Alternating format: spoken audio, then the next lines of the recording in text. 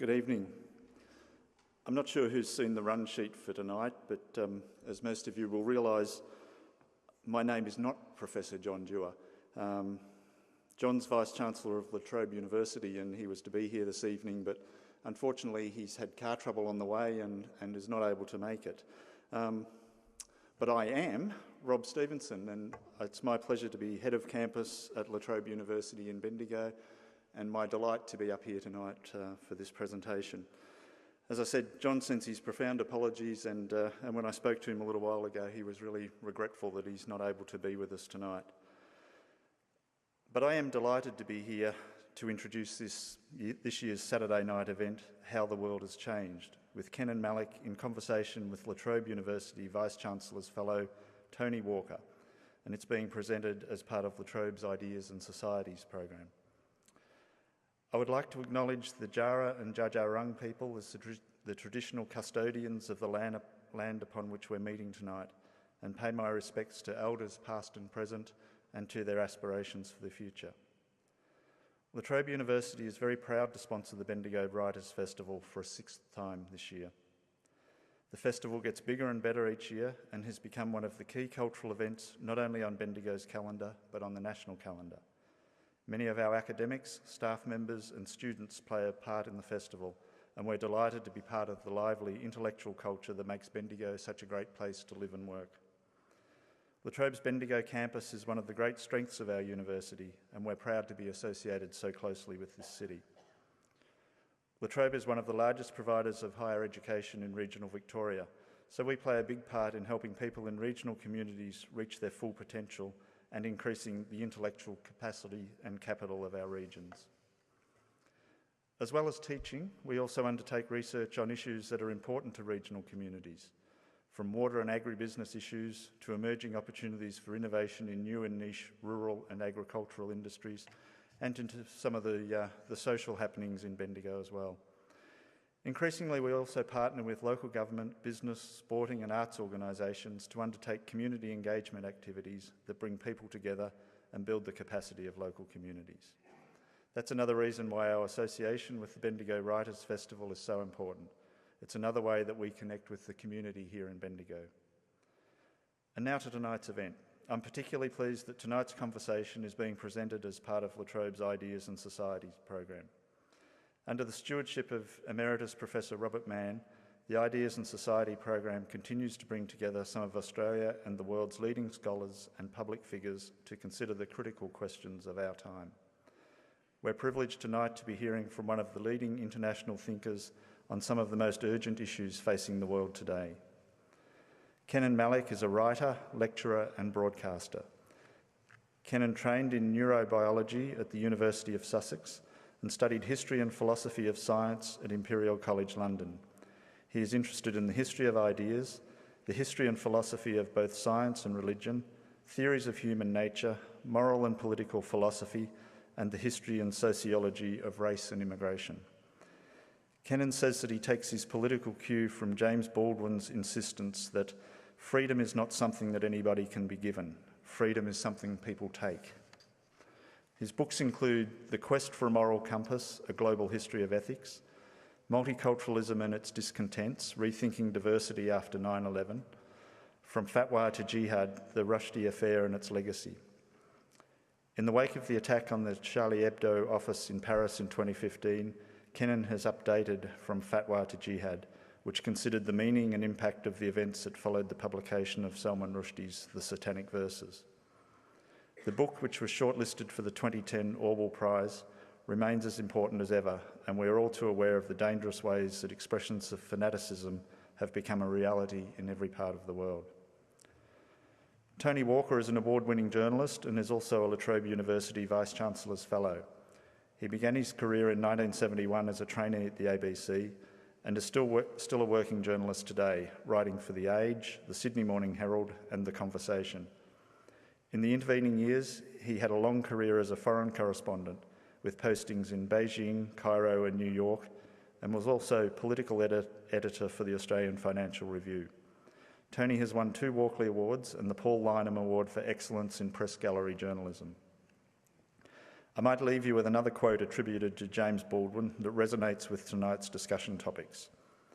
Not everything that is faced can be changed, but nothing can be changed until it is faced. Without further ado, I will leave you with Tony Walker to discuss how the world has changed with Ken and Malik. Thank you.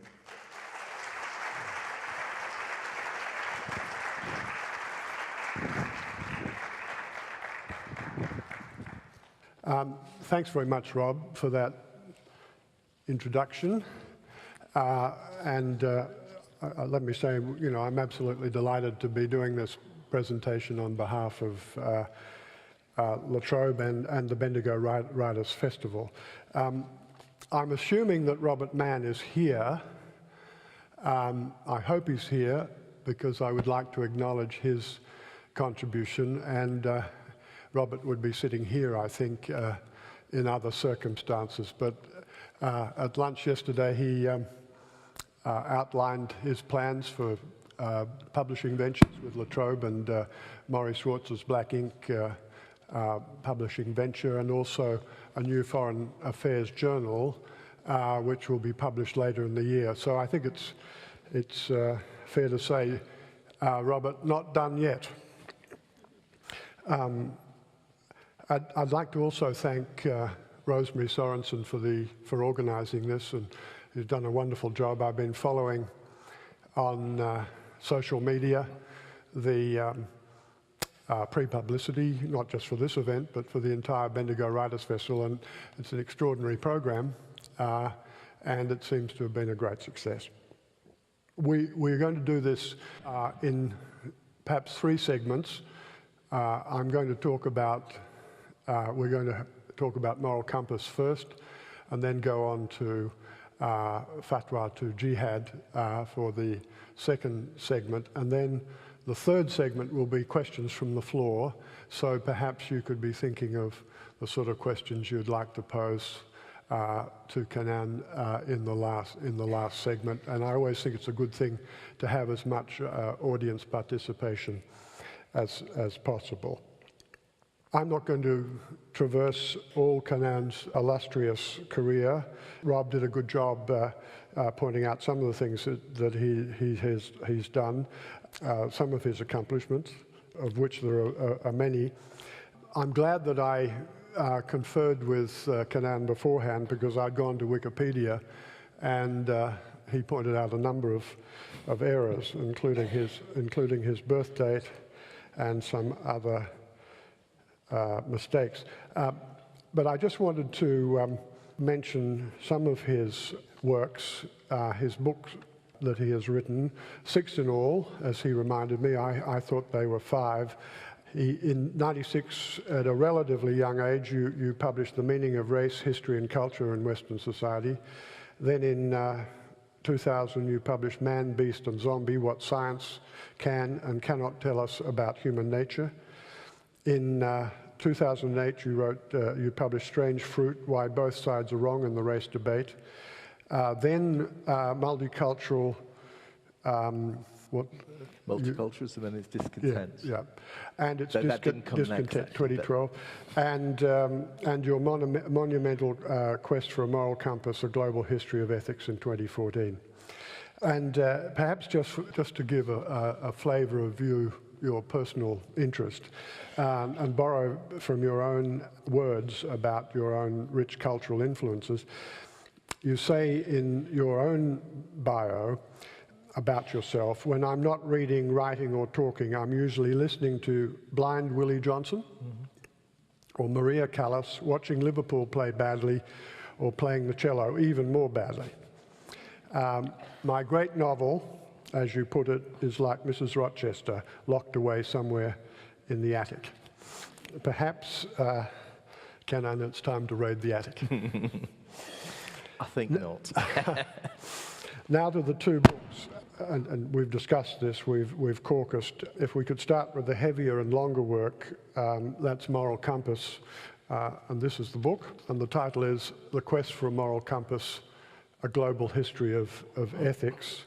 And then we'll go on to the second book, and I'll try not to tip the glass of water over here, which is From Fatwa to Jihad, how the world changed from the Satanic Verses to Charlie Hebdo. And in the second book, of course, and the first for that matter, we'll be talking about the whole debate about multiculturalism and free speech. And Kanana, perhaps I should also mention these books are very well travelled. I put them in my satchel when I set off on a road trip from my home in Barwon Heads to far north Queensland. So these books have done something like 7,000 kilometres on the road. I read them in a place called Mount Carbine on consecutive days back to back. And I have to say that it was a perfect location for me to do that. There were no distractions, apart from the arrival in the morning for breakfast of two kookaburras, who I named Kevin and Therese. And in the morning for breakfast, they would sit on the branch looking down until I produced a couple of pieces of meat for them, and then they'd go away for the day and come back later in the day, and I would feed them again. And I have to say, I'm missing them. Now, to your Compass opus, I guess where do we start or finish? And I might say that as a student of politics and ancient history, not very diligent, I'm afraid, I found this a spellbinding piece of work and quite challenging. From Plato to Aristotle and the Stoics, all the way to the modern era of Samuel Huntington's Clash of Civilizations, and just about every important strain of religious and philosophical thought in between. I have to say this is a prodigious achievement. So, the questions. In question one, and forgive me if it sounds like a fairly banal journalist question, what prompted you to write such an ambitious work in the first place? And the related question is, how did you maintain the sort of narrative flow and integrity of this work and stop this sprawling history of ethics and philosophy running off the rails and into cul-de-sacs? Well, if you look at books that are written, there are thousands of books on the history of ideas. I mean, you find them everywhere. There are hundreds of books on the history of philosophy, but there are very few books on the history of ethics, of morality, and it got me wondering why. And one of the reasons, I think, is that we imagine that morality exists in a sphere of its own, separate from the rest of life. And part of what I wanted to do in this book is to bring morality down to earth, to see it in the context of human history, to understand it in the same way we can understand politics or economics or ideas, and to show that there's a story you can tell about morality. And through telling that story about morality, you tell a story about ourselves as human beings. You tell a story about the world. It's a way of thinking about human development and the human history, but from a perspective that we very rarely take. And if you think about what morality really is about the way we relate to each other, how we should relate to each other. And so it's the story of how humans have thought about how we should relate to each other, which seems to me a fascinating story, and one that's all too rarely told or thought about even. And tell us about the challenge of what you actually included and what you left out, because obviously your brief was to keep the manuscript to a reasonable length. Publishers are terrible beasts. They keep telling you, you can't make it too long. So they want you to write a history of the world, a history of morality, from beginning to end, right across the globe, but keep it to less than 100,000 words. It's it's always a difficult thing to do. The other difficulty is that I wanted to tell a story, a narrative. And of course, you know, if you write a novel of mine that'll never see the light of day, hopefully, you're dealing with a few hand-picked characters. If you're telling the history of morality, you know, you're dealing with a cast of thousands, none of which are hand-picked, but who've already picked themselves.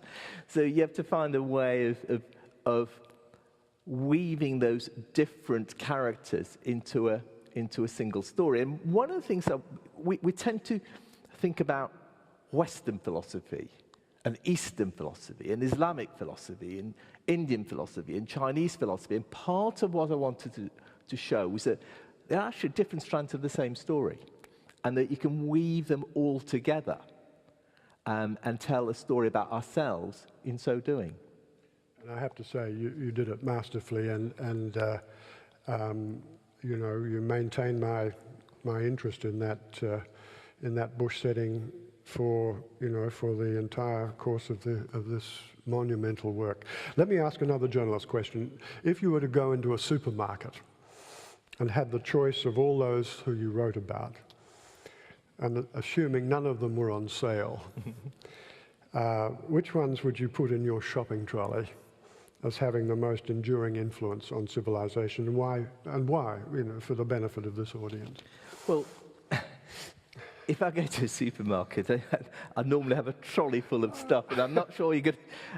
So I would say a trolley full of philosophers, but let me reduce it to three. And three perhaps offbeat, unusual ones in some ways. The first philosopher I'd pick would be Mo Tzu. Who's Mo Tzu, people say? Well, Mo Tzu is a Chinese philosopher, perhaps, in my eyes, probably the most important Chinese philosopher.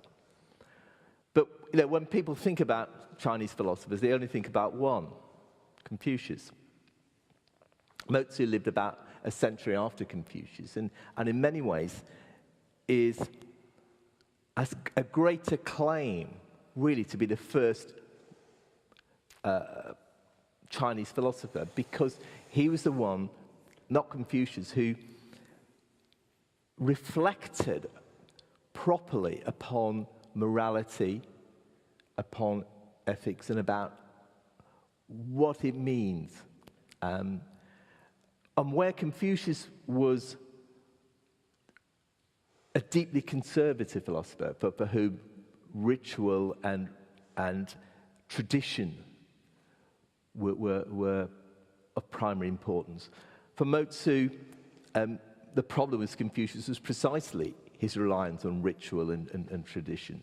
And what the starting point for Mo Tzu's philosophy was the idea that the interests of strangers should matter as much as the interests of the people we know and the lands in which we live.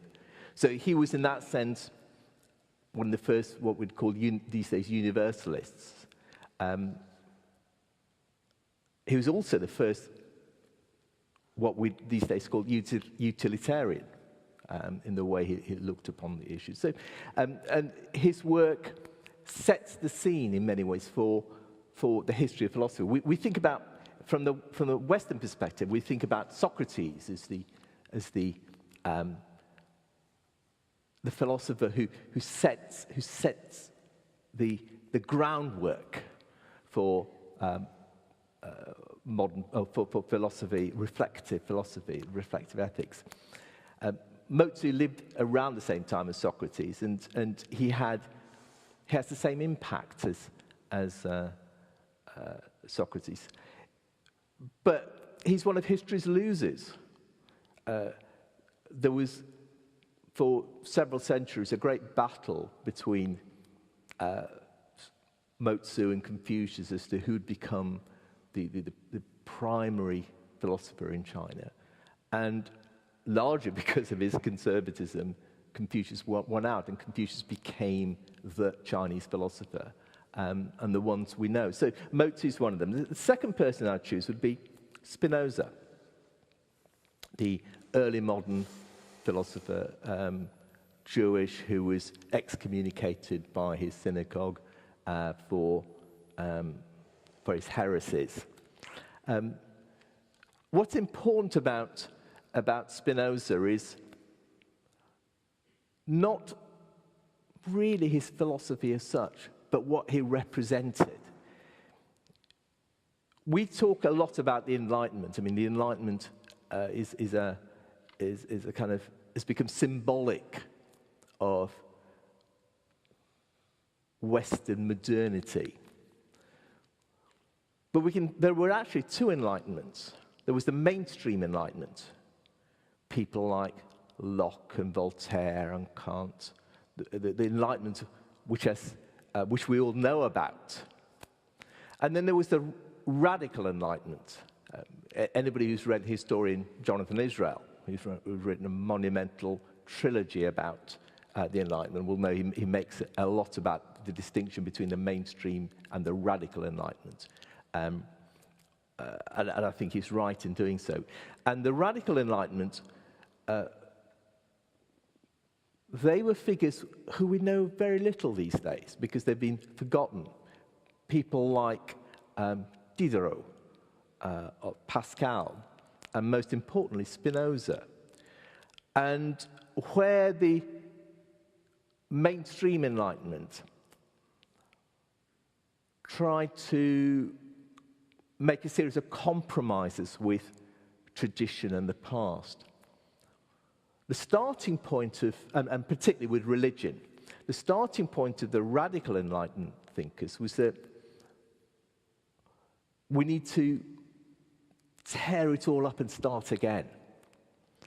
And that God could not be, and religion could not be the basis on which we think about what is right and wrong. So what's left?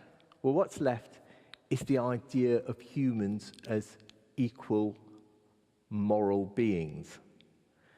And so in many ways, it's out of the radical Enlightenment and many of the ideas that animate the contemporary world really derive. Notions about equality, notions about education, notions about freedom. Again, we think about Locke, John Locke. He's become seen as a preeminent philosopher of liberalism. And when we talk about free speech, for instance, people usually talk about John Locke and particularly his work on toleration, which is a very important work. But John Locke saw great limits or imposed great limits on what he'd be willing to tolerate. He wasn't willing to tolerate Catholics because Catholics were seen as detrimental to the good society. He wasn't willing to tolerate atheists. So the kinds of liberties that Locke wanted to expand to society ended with where Catholics and atheists were concerned. And Locke's toleration was based on the idea that he wanted toleration for the non-conformist churches, essentially. Whereas Spinoza wanted toleration for everything, for everyone, freedom for everyone. The idea that his belief was that the prince, the ruler, should not be able to limit what any ordinary person should say or think. And that, again, is a radically modern idea, much more than, to say, John Locke's ideas. And yet, Spinoza is, again, one of those forgotten figures in history. And the third person that I'd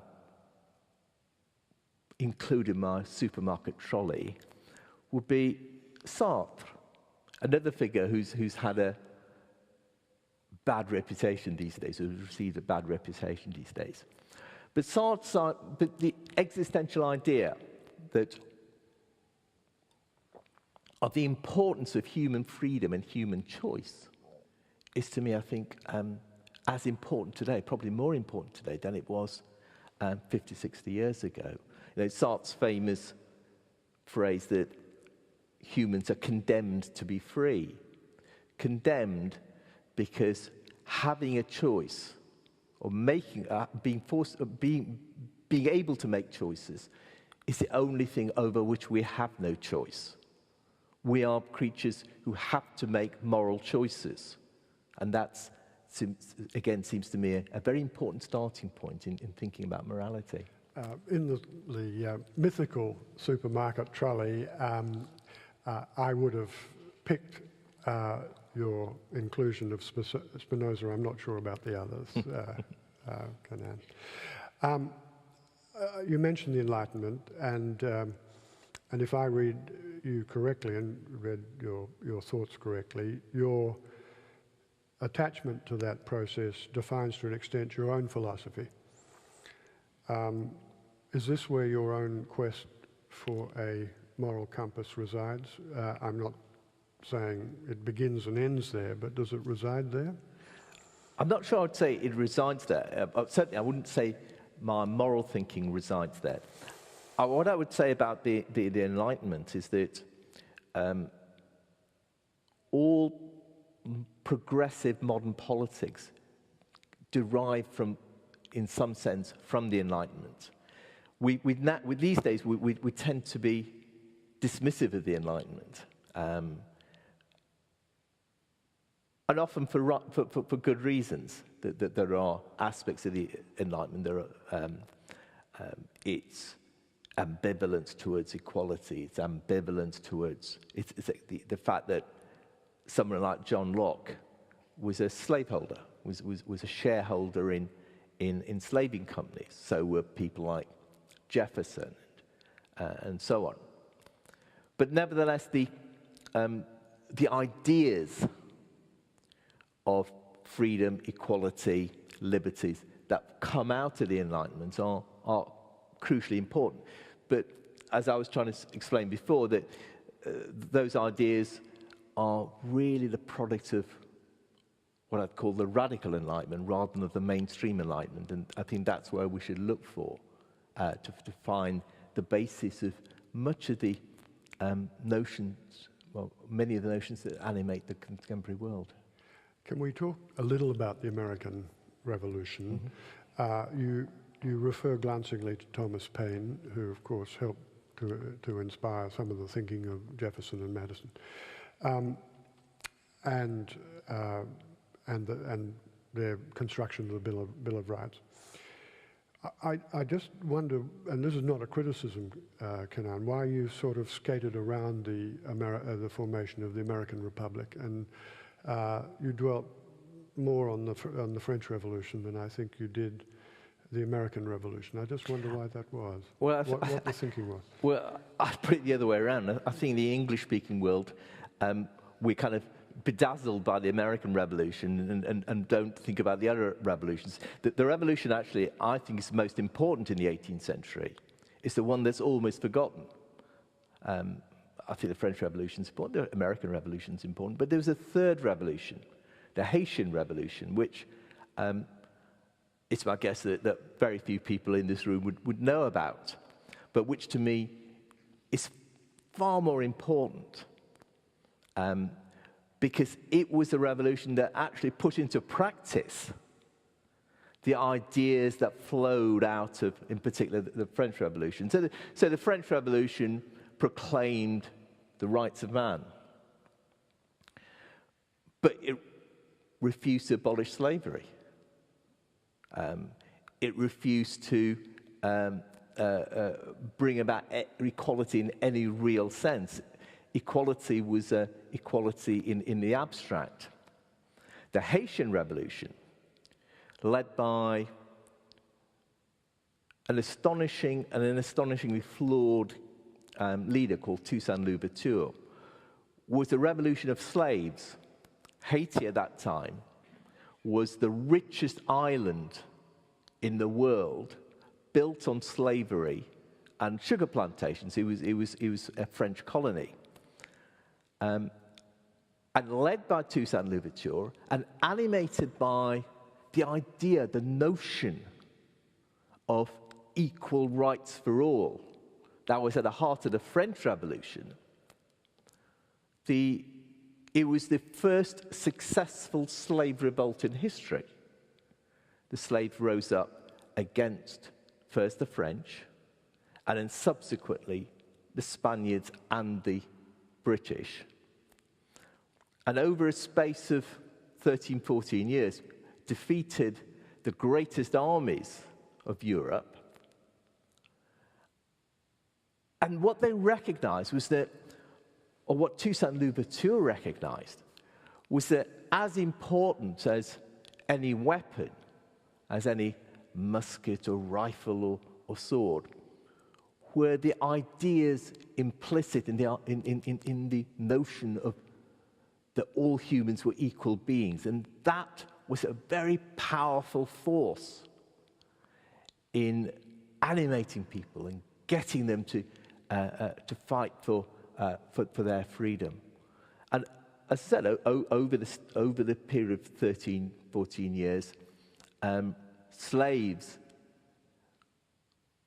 rose up against the might of Europe and, in a sense, put into practice the ideas that had been thrown up by the French and American revolutions, but which they never put into practice, and eventually ended up with a free nation, Haiti, in 1804.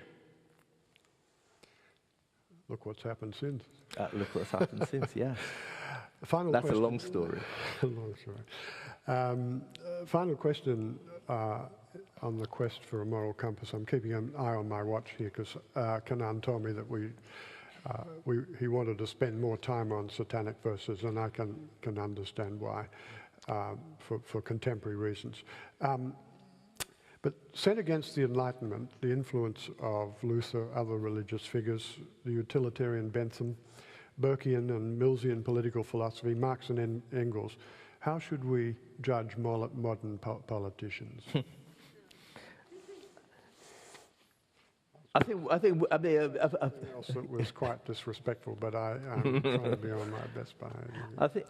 I think one of the features of modern politics is the complete lack of paucity of thinkers of any depth. Even if you go back 50, 60 years, you will find intellectuals involved in politics. You'll find politicians who are intellectuals. You don't find that anymore. And it seems to me, one of the great problems of our time is the kind of disengagement of politics and ideas. Politics without vision, politics without ideas.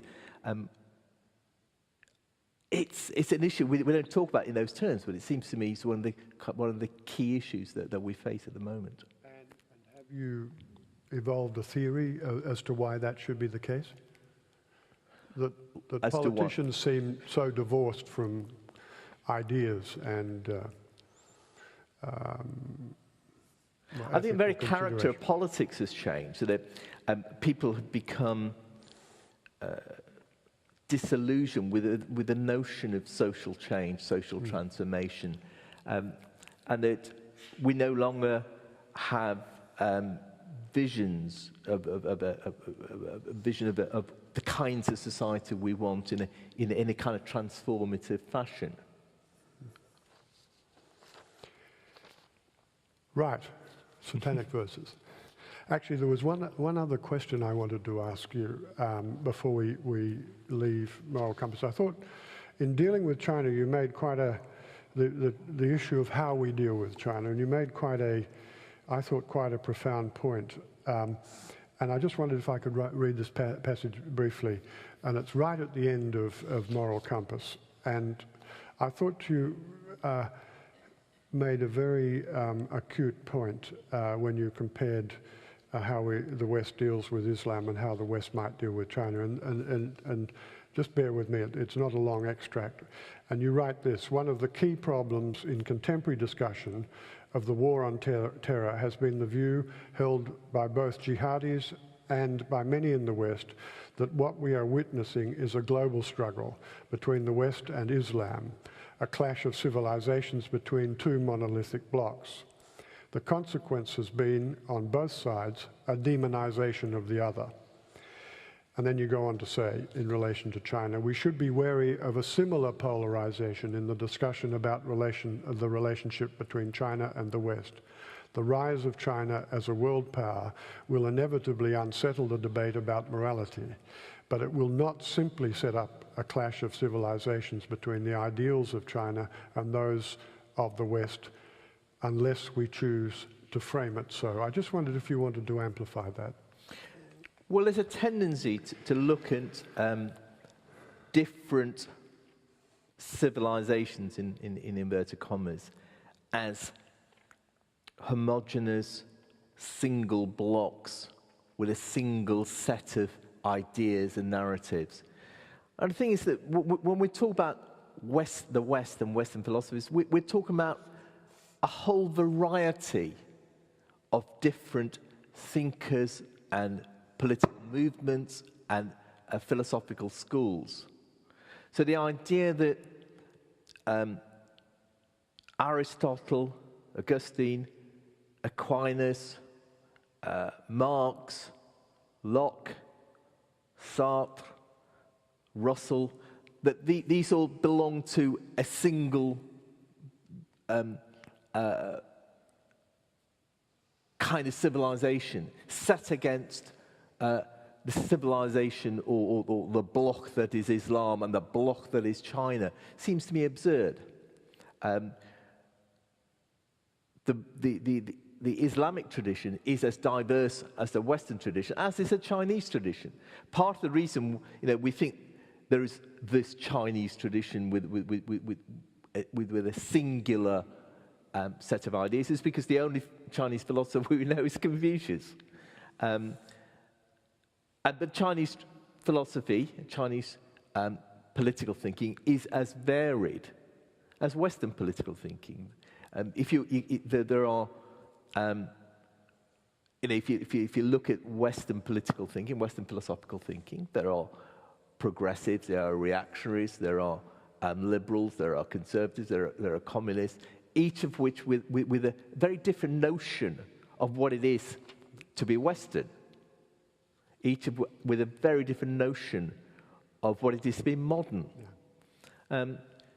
And exactly the same is true about Islam, exactly the same is true about China, and that we should recognize that what we need to grasp are values that we think are important to us, not blocks of civilizations across the world. And the real clash is not a clash of civilizations, it's a clash of values, and there are clashes of values within Western societies, as there are clashes of values within Islamic societies, so there are clashes of values within Chinese society. Yeah. I mean, I agree with that proposition, and in the long years that I spent in China as correspondent, 10 years in all, and in the Middle East 10 years, those were the sort of questions that I wrestle with. What's the fair judgment, and what sort of values should you apply to the judgments that you make? Satanic Verses, you published in 2009. The fatwa was issued... I didn't publish the Satanic Verses in 2009. Rushdie published the Satanic Verses in 1989. And you've written, of course, an afterword, and it's been republished. I should say this work has a particular resonance for us here, Kenan, as we were discussing before, because of our own ongoing debate about multiculturalism, and essentially the work is a treatise on multiculturalism and freedom of speech. The debate is here about multiculturalism versus assimilation, although the word assimilation I don't think is used very often here. Tribalism versus a homogenous, assimilated society. And our Prime Minister, as I was saying to you, likes to describe Australia as the most successful multicultural society in the world. I'm not sure that's necessarily correct. But are we, this is a difficult question, I'm having a bit of trouble phrasing this, but are we and should we aspire to be a nation of an assimilated nation and a multicultural nation, or a nation that finds itself somewhere in between? What's the model that we should aspire to, do you think? Well, I think part of the problem is that all these terms, multiculturalism, assimilationism, integration, we use without really understanding what we mean by them. And there are a multitude of different ways we use them. And we use them usually to mean good or bad. So, many people think multiculturalism is good. And so anything that is called multicultural is seen as a good. Others would think multiculturalism is bad, and anything called multiculturalism is bad. And so these have become proxies for actually thinking about the issues. The words themselves have become proxies for thinking about the issue. Now, I've had this discussion about multiculturalism. I've been in Australia for a week now, and I've had this discussion. People say, Australia is different.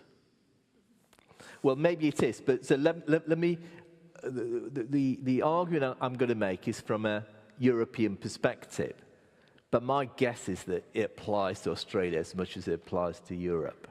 The first thing I think is important is that there's a distinction to be made between diversity as lived experience, and multiculturalism as a set of political policies to manage that diversity.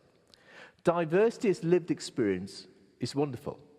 I'm all for mass immigration. I'm for freedom of movement.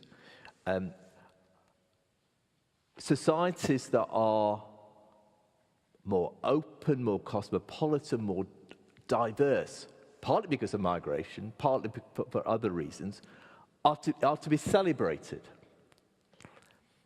It's an argument for open minds, open borders, and so on.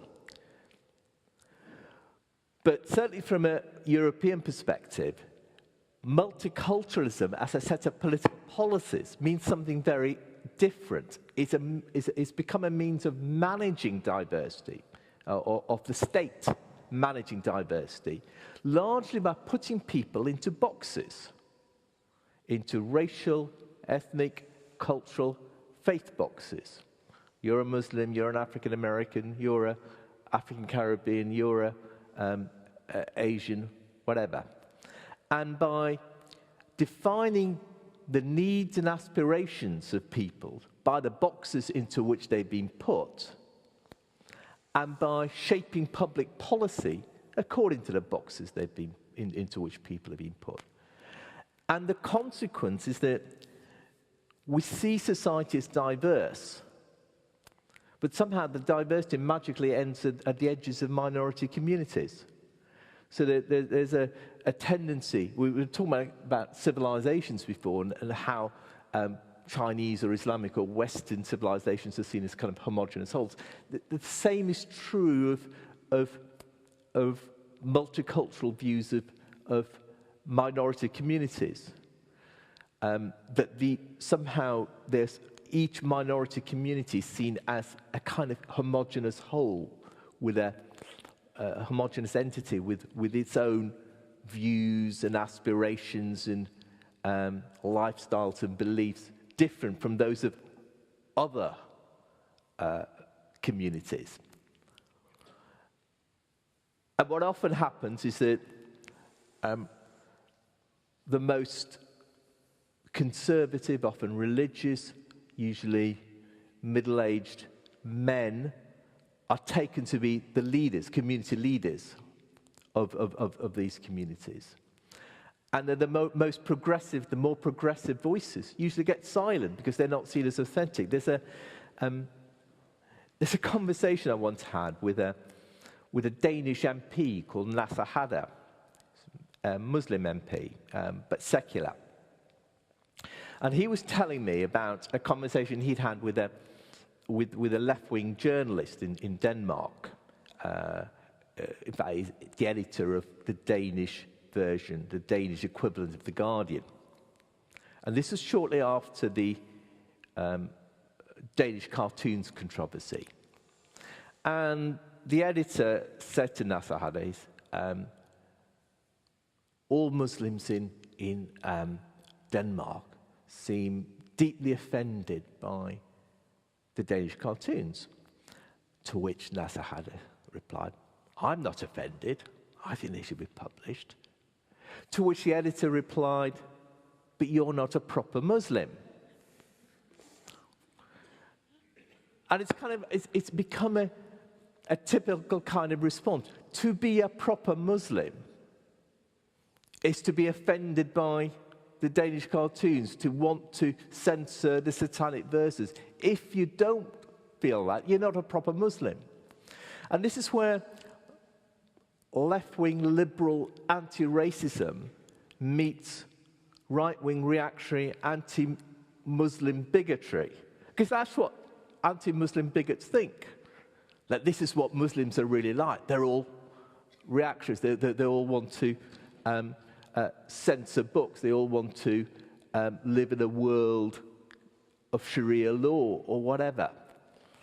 And so multiculturalism in that sense is to be as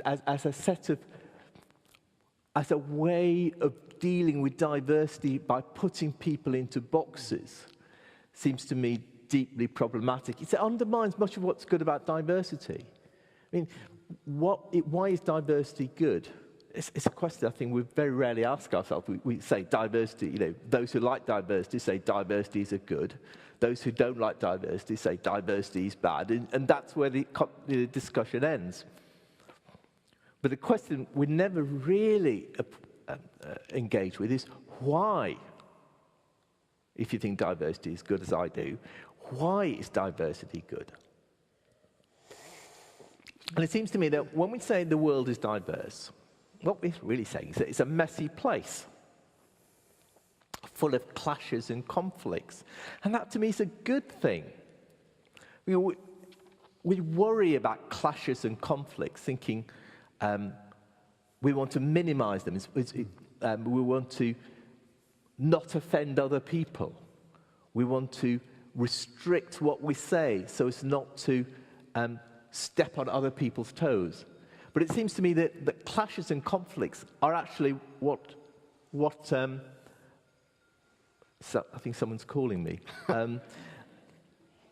Clashes and conflicts are essential to a good society, because it's out of clashes and conflicts, i.e. out of our disagreements, that we can create some kind of dialogue, that we can create a more common language of citizenship.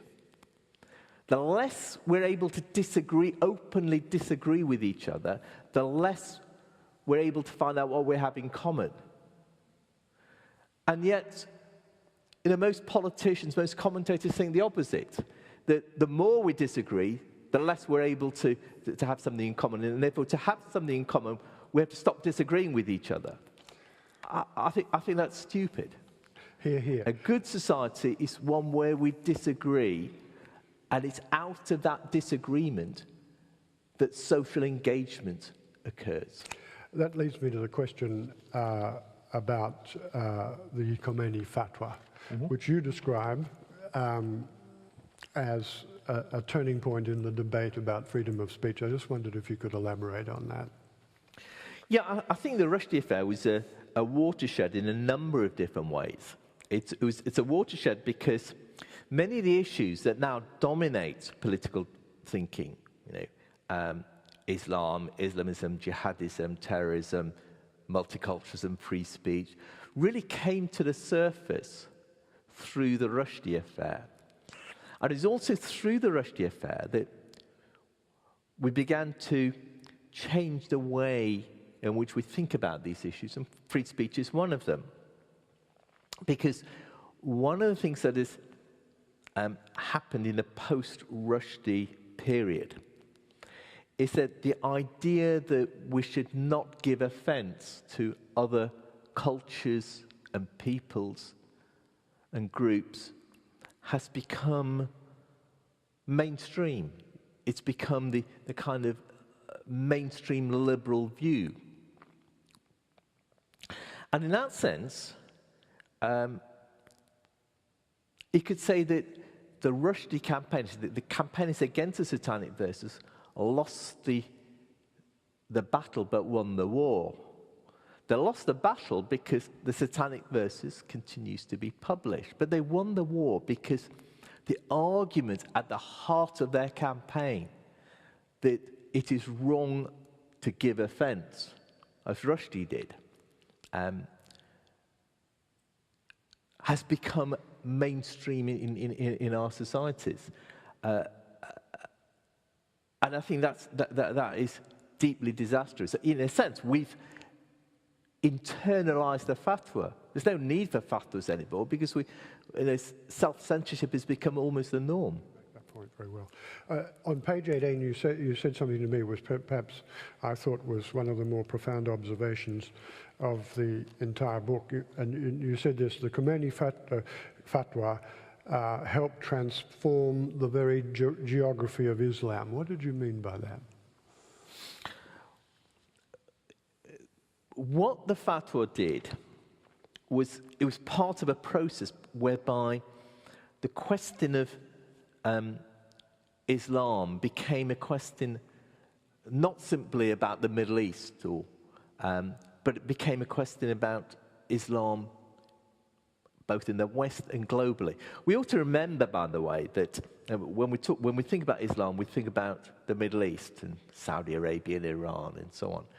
In fact, the vast majority of Muslims live outside.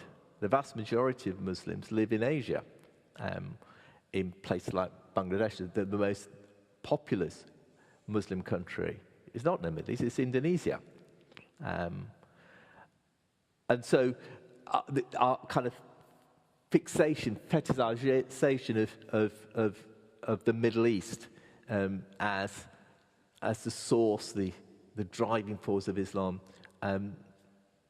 is deeply problematic. But what happened in the post-Rushdie world was in the post-fatwa world was that Muslims in the West became part of a much more global story of Islam. And a much more global conflict, Islamic conflict. It's worth remembering that the idea of, in the West certainly, the idea of the Muslim community only comes into being in the 1990s. We think that it's always been a Muslim community. There hasn't. You know, when my parents came to Britain, my father's Muslim, my mother's Hindu, and when I say this, people are shocked. And it's an expression of how the world has changed, that people are shocked, because when my parents got married, it was no big deal. It is a big deal now, and that's an expression of what has changed. But when they came to Britain, for their generation, women, for example, Muslim women of that generation, never wore a hijab, let alone a burqa or a niqab. The men went drinking. They went down the pub. Nobody ostracized them for it. You know, they went to the mosque when the Friday feeling took them. My generation, the second generation, was broadly secular. My parents' generation would never have thought of themselves as Muslim, as a public identity. They had a relationship with God. That's how they saw their religion. They saw themselves as very pious, but they might have thought of themselves as Siletis or Punjabis or Gujaratis, never as Muslim. Now, my generation never thought of ourselves as Muslims or Hindus or Sikhs. In Britain, we thought of ourselves as black, because black was not an ethnic label, but a political label. We were black. To be black was to be non-white and struggling against racism. It's only the next generation, the third generation, the kind of generation that's grown up in the 1990s and after, the generation that is most integrated, far more integrated into Western societies than, say, my parents' generation were. My parents' generation stood out because their beliefs, their norms, their understanding, their cultural baggage was so distinct from that of the societies to which they'd come. Whereas, the generation I'm talking about, the generation that grew up in the 90s, they're part and parcel of these societies. That they know these societies inside out. And yet that's the generation that wants to express its difference, that wants to be more Islamic, that defines its Islam in terms of often of a literal reading of the Quran, of women wearing the hijab, of men growing beards, and so on, a much stricter interpretation.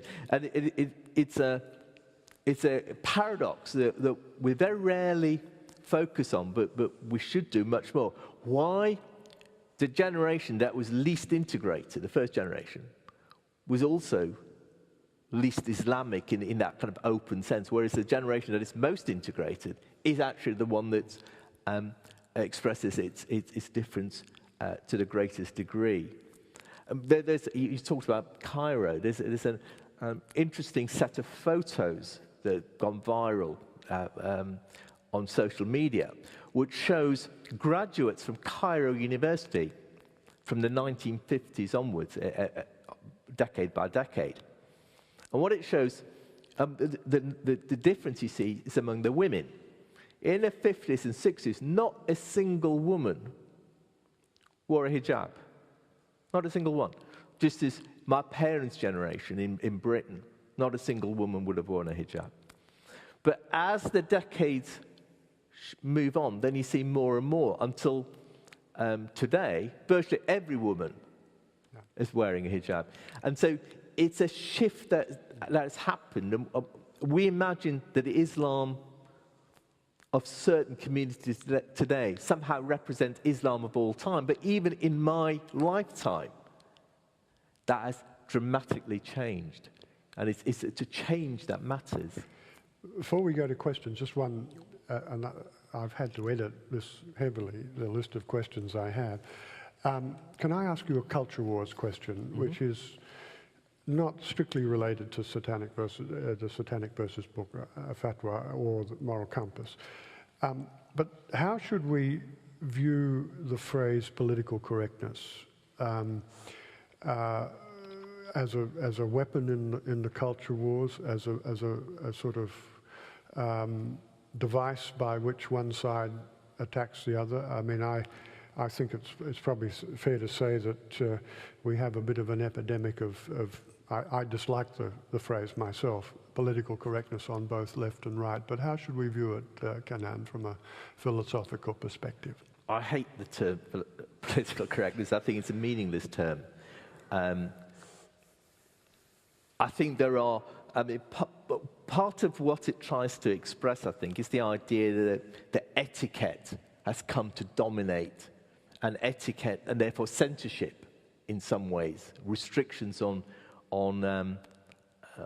our ability to speak and say things has come to define society.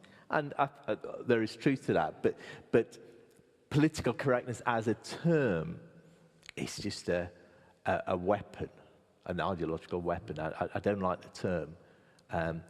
I am, however, for the fullest extension of free speech. I am for I think the giving of offence, for instance, our worry about the giving of offence is ludicrous. I think the giving of offence in a plural society is both inevitable and important.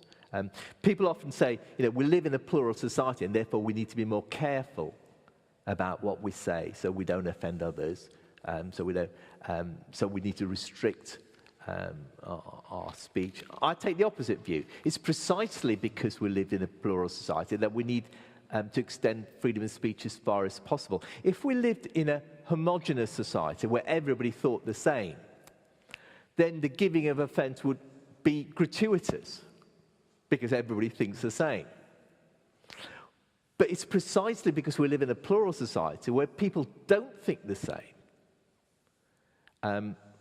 The giving of offence is both inevitable and important. It's inevitable because, by definition, a plural society is where people have deeply held views which are often conflicting, and it's far better to have those views out in the open, have those conflicts out in the open, than try and suppress them in the name of respect or tolerance. And it's important because any kind of social change or social progress requires us to offend some group or other. The phrase, "you can't say that," is all too often wielded by those who hold power to stop their power being challenged. And it seems to me that the people who suffer most with that kind of censorship, those kinds of restrictions, are minority communities and those without power. Because for those without power, the freedom of expression, the freedom to be able to say what they wish, is the most important, powerful weapon that they have. And the more we restrict it, the more we restrict the ability of people to challenge power, to fight injustice. Unfortunately, those members of my tribe weren't able to advance that argument as effectively as you've just done. I'm talking about my tribe, journalistically. And it doesn't include some of our friends on the right. Questions? Please don't be shy. Mm-hmm. Hello. I was just wondering what you thought the future of human morality might be when we face more of a rise in artificial intelligence. Now, there's a profound question. I think the fears about artificial intelligence are overplayed, as are the hype about artificial intelligence. I don't think we're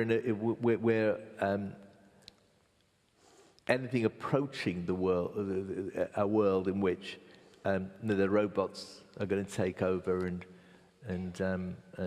we have to worry about those things. I think it raises interesting questions about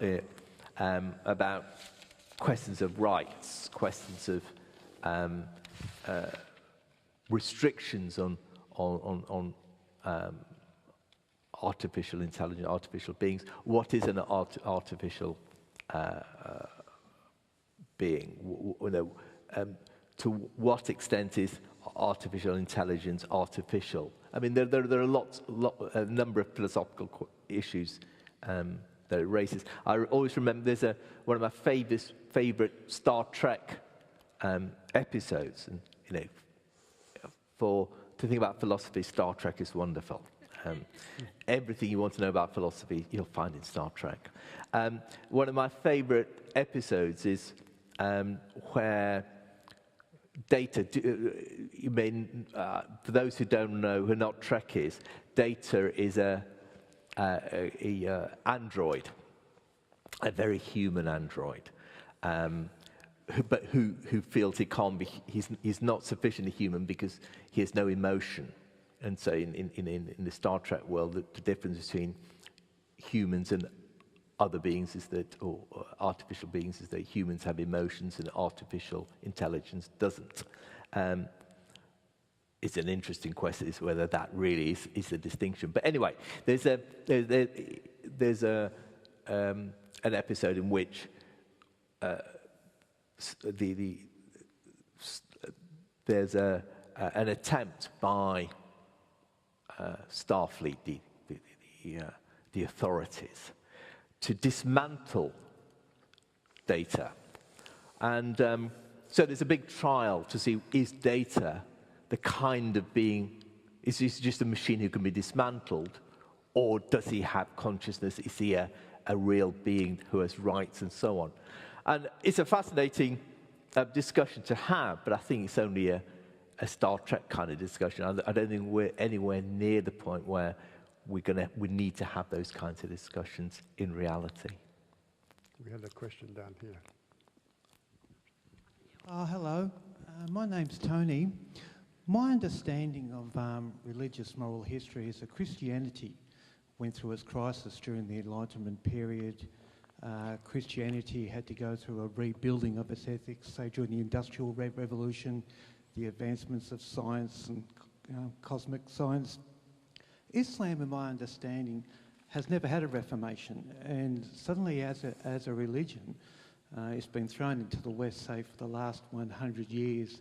Is what you were just describing in Egypt and wearing the burqa, is Islam in a crisis of identity because it has never altered or changed during the Enlightenment or the Industrial Revolution? Thank you. This is a subject we discussed in advance, but it was something that fell through the cracks, so I'm glad you've asked the question. Well, firstly, on the Reformation, and the idea that we want that Islam should have its reformations, I think my view is that you should be careful what you wish for, because people look upon the Reformation as a progressive movement that brought about the modern world, and to a certain extent it did. But it's also a deeply reactionary movement. Luther was a deeply reactionary figure for whom faith mattered more than reason. We ought to remember that was the heart of Lutheran philosophy.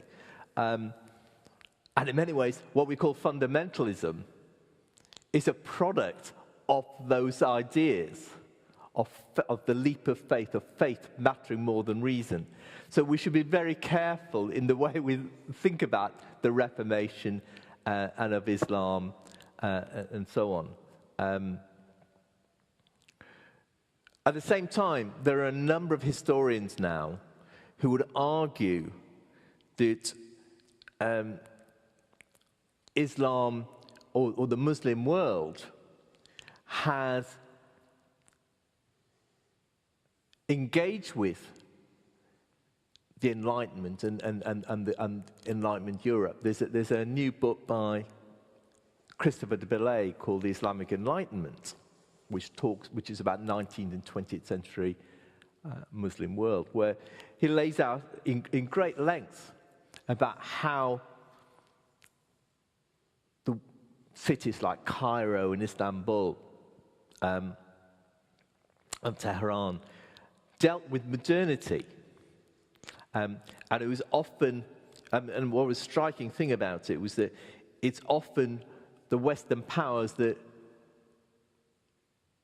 stymied or held in check the forces of progress in those countries. A good example is Iran.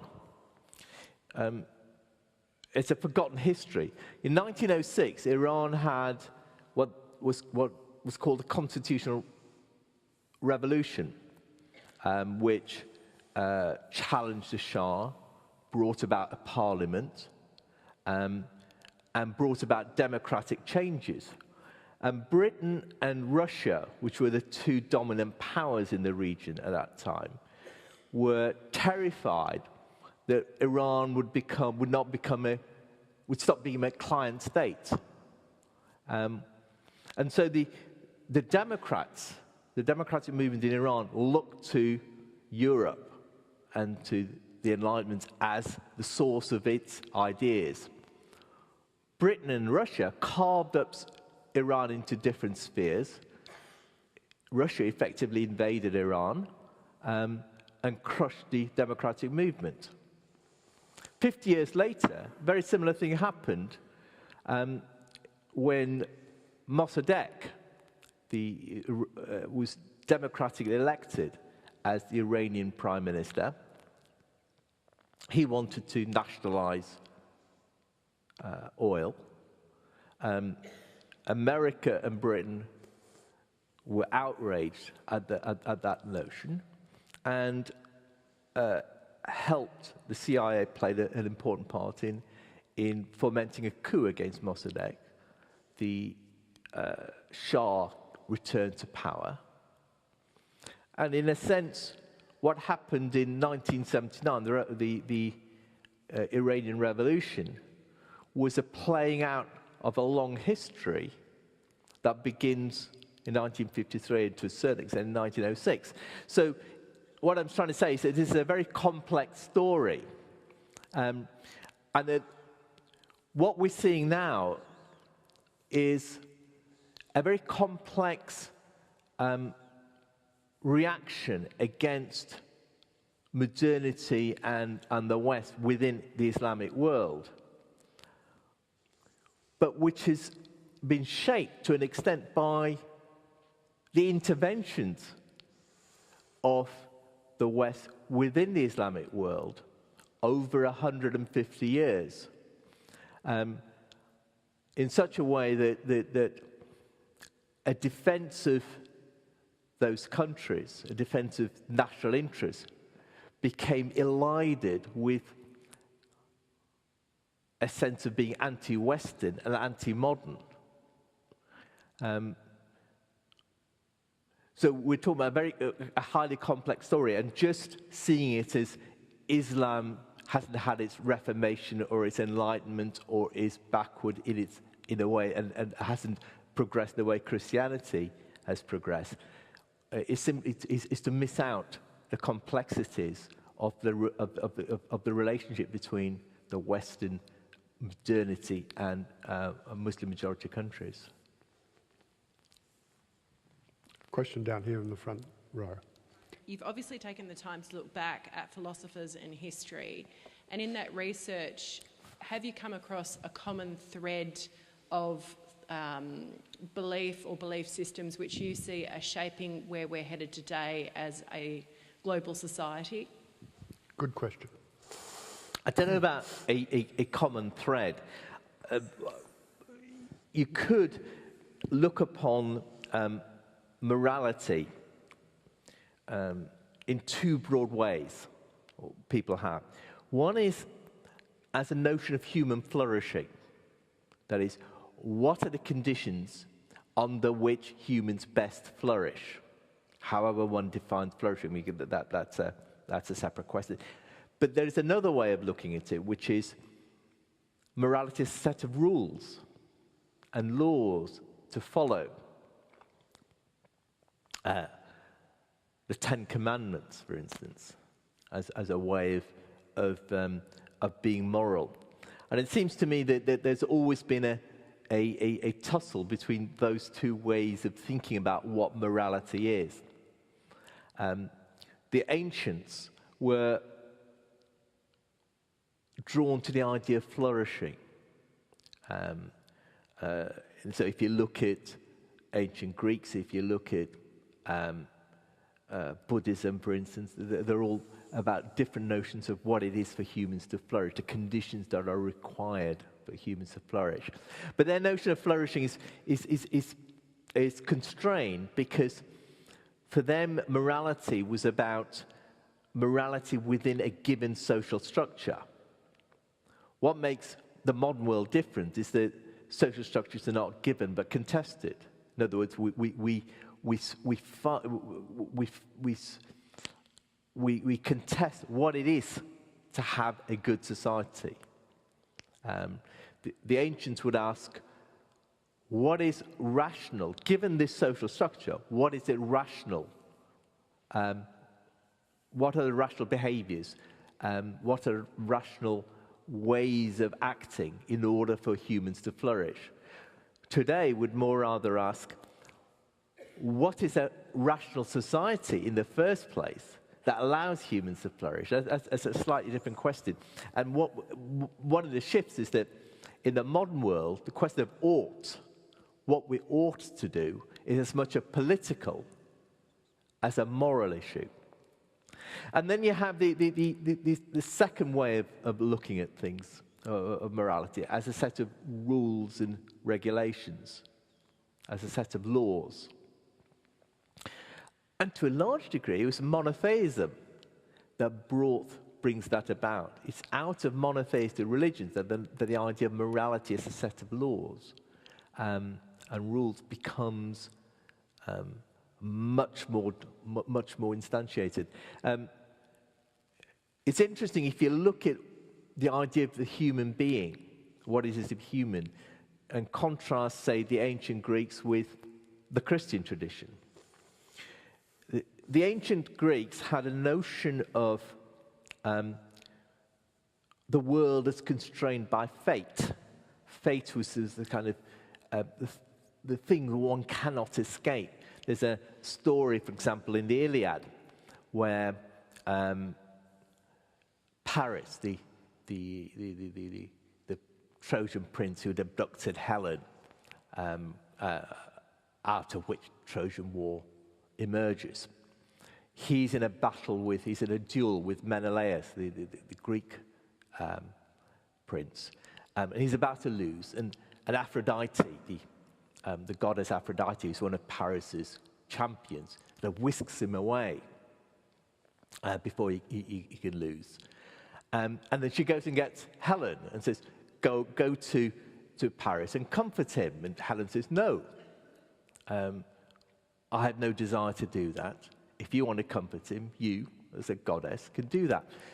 But at the same time, Helen knows she can't resist Aphrodite's imperatives because it's fated for her to do so.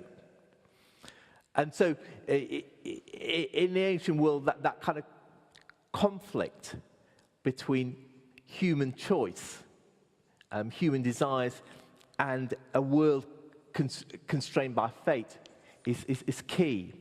With monotheism, and the point about that is that the gods of the ancient world were not like monotheistic gods. They weren't all-powerful, all-knowing. They weren't wise and judicious. They were vain and capricious and immoral. They were like human beings. But the point about that is that for the ancients, for the ancient Greeks, it was human. Gods acted on whim. It was humans that brought about dignity and order to their lives by thinking rationally about their lives. With monotheism, that changes. Because in the monotheistic traditions, humans are made in God's image. And so in some sense, they're greater than they have ever been in previous societies. But at the same time, humans become deeply flawed, broken creatures in the Christian traditions, tainted by the fall. And that humans only become moral, not on their own account, through themselves, through their own reasoning, but through God. So where for Greeks, for Buddhists, for Confucians, human morality was about humans themselves creating order out of chaos, out of working out what is the moral thing to do. With the coming of Christianity and Islam and Judaism, humans are no longer capable of doing that. Humans depend upon God to define what is right and wrong. And in that process, the notion of human flourishing transmutes to the idea that there are laws and regulations and rules defined by God that tells us how to act and the way to act. And one of the features of the modern world is the famous paper written by an English philosopher, Elizabeth Anscombe. It's claimed to be the greatest English philosopher of the 20th century. But she wrote a paper back in the 1950s where she makes a point that the problem with modern philosophy, the modern world, is that we've overthrown God, we've reduced the influence of the church, God as lawmaker, the church as the police, God's police. But we still act as if there is a lawmaker making laws. We're secular societies, still secular philosophies, are still based on secular morality, is still based on ideas of rules and laws and so on. And I think until we get rid of that notion, until we start thinking of morality in a different way, until we start thinking of morality as human flourishing, until we start using the word that's become very unfashionable now, but which is very important, which is wisdom. So start thinking about morality in terms of wisdom. We will have major problems in thinking about what is right and wrong.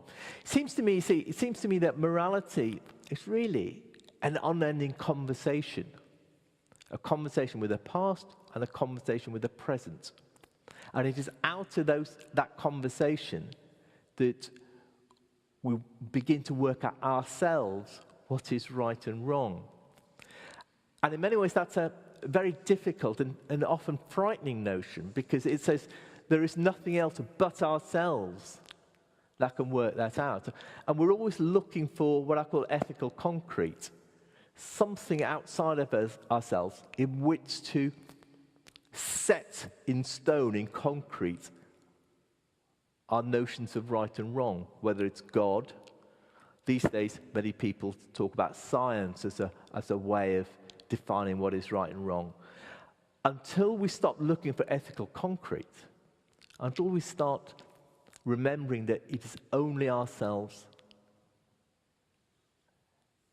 that can make those choices, that can define what is right and wrong, we will have problems. So my view is that it is absolutely necessary that we should think, we should forget that there's anything outside of us, beyond us, to which we can look to define what is right and wrong. I know we're running out of time, but if I may just tell this short story. Sure. Each year, I was just going to say, there's a very powerful humanist declaration you've just There made. is, but every year I give a lecture I'll give a talk to a group of would-be Anglican priests as part of their course, and I give a talk about why I'm an atheist. It's like being a lion in a den of Daniels, if you like, and. Every year, the same argument comes back to me from them, which is that as an atheist, I just pick and choose my values. And I say, that's true. I do pick and choose my values, though I don't pick and choose my values in the same way as I pick and choose shirts or apples or cars or holidays. But so do they.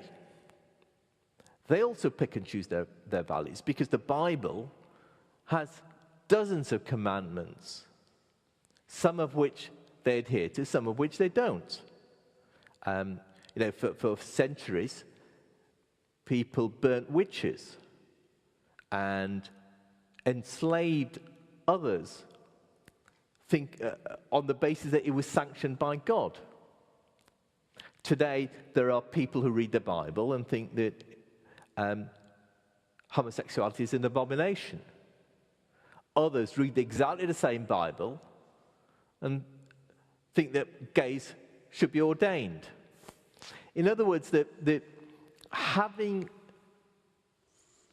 a holy book doesn't absolve the individual from having to decide how to interpret that holy book and make those choices themselves. And interpreting the holy book means having a moral framework that actually comes from outside of religion in order to be able, because you can't interpret something unless you have a framework that's outside of it. And that's what all religious believers do, not just Christians, but all religious believers have to, whatever their books, whatever their traditions, just like atheists, have to make choices, have to pick and choose, have to decide what is right and wrong. And when we honestly accept that, when we honestly accept that there is nothing beyond us that can make those decisions for us, I think that's when we start becoming properly moral.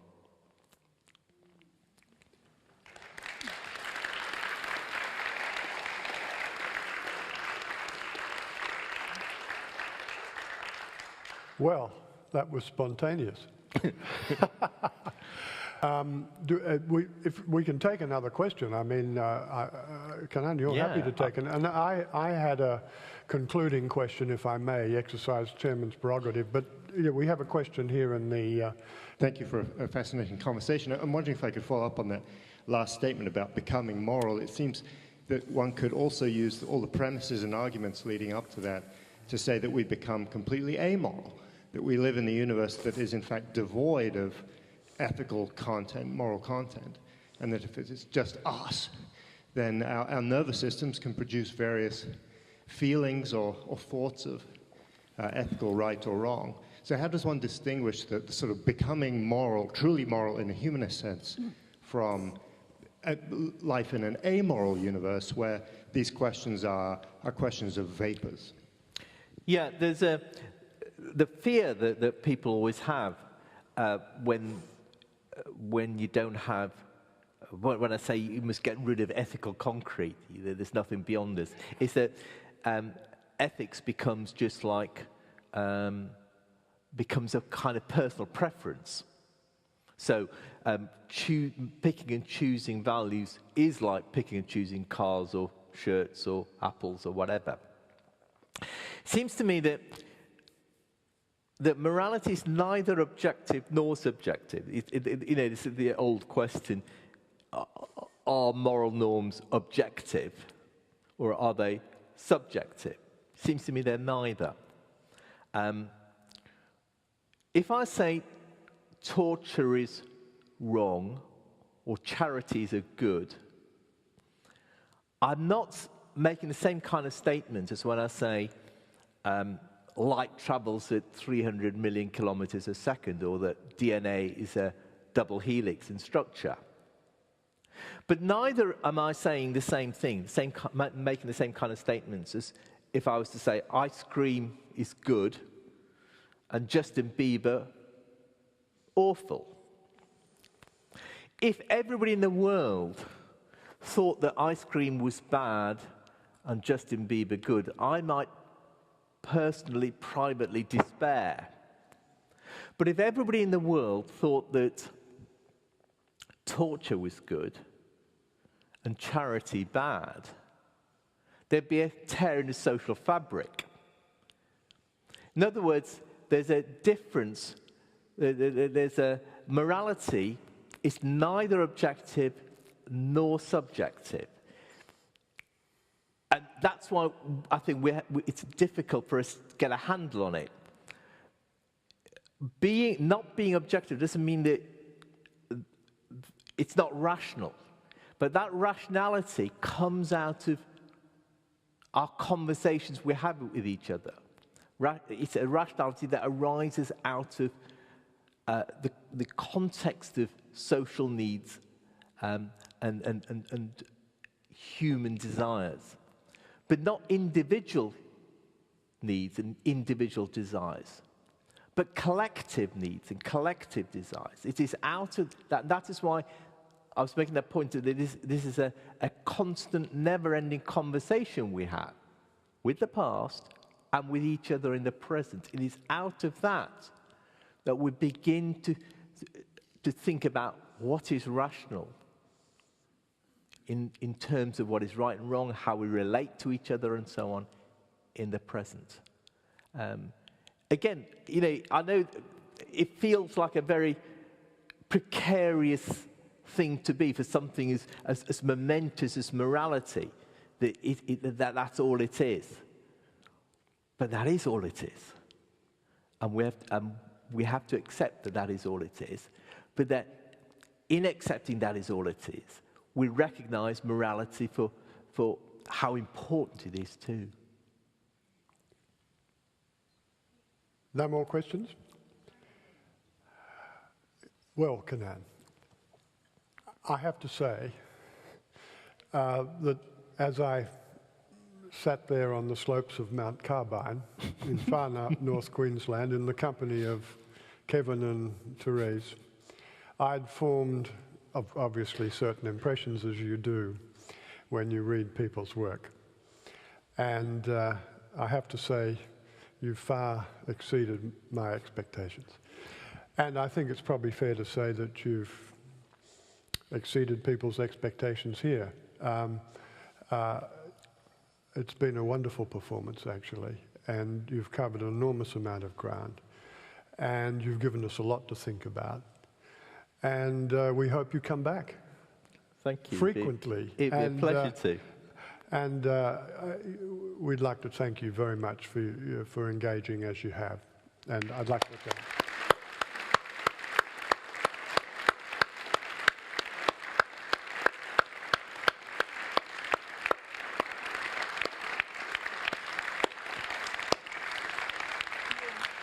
By the way, can I just add, it's a pleasure being here, and it's a pleasure engaging in conversation. I think that's what's important. Yeah. By the way, I didn't want to imply that expectations were low. Expectations were very high. Thanks for coming, all of you, this late in the evening. And to be continued.